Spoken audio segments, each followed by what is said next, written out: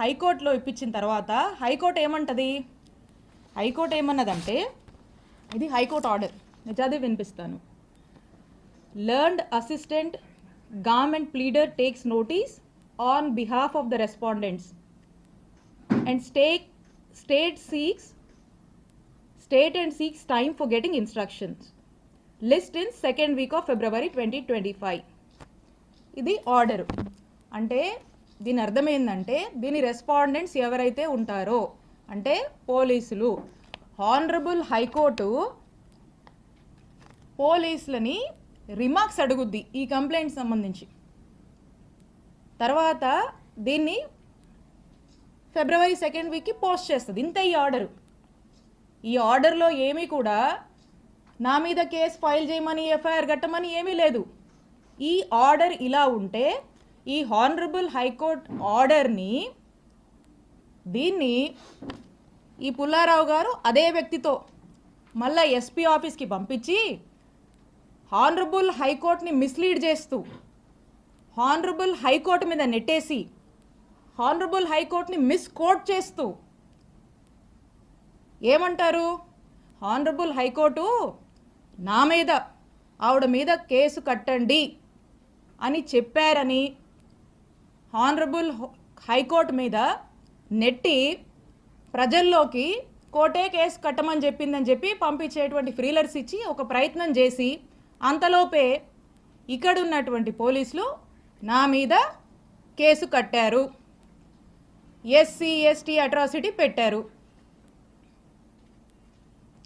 పూర్తిగా అవాస్తవాలతో ఒక కథల్ని, ఈ కథలో ఇక్కడే మనం దీన్ని నిజం చేస్తే జనం అనుకుంటారని అక్కడ దాకా పంపించి, అక్కడ ఏం డైరెక్షన్ హానరబుల్ హైకోర్టు నుంచి ఏ డైరెక్షన్ లేకపోయినప్పటికి కూడా ఇక్కడ పోలీసుల్ని ప్రెజర్ చేసి జనాల్లోకి కోర్టే విధించమని చెప్పిందని కోర్టుని మిస్లీడ్ చేస్తూ ఇక్కడ కేసు కట్టారు.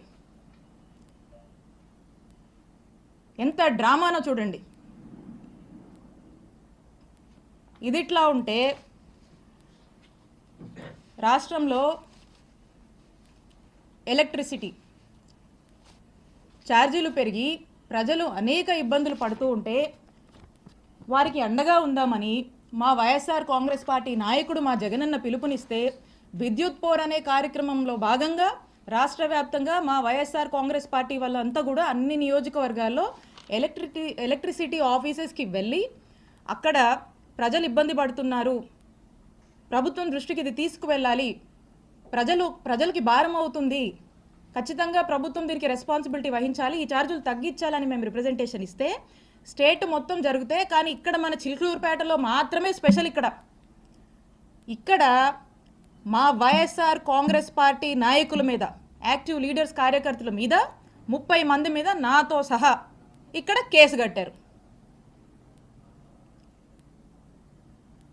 ఇక్కడంట వైఎస్ఆర్ కాంగ్రెస్ పార్టీకి సంబంధించినటువంటి నాయకులు కార్యకర్తలు బయటికి రావద్దు, యాక్టివిటీస్ చేయొద్దు, ఎక్కడ కూడా గొంతెత్తి మాట్లాడొద్దు, ఎవ్వరూ కదలాడకూడదంట.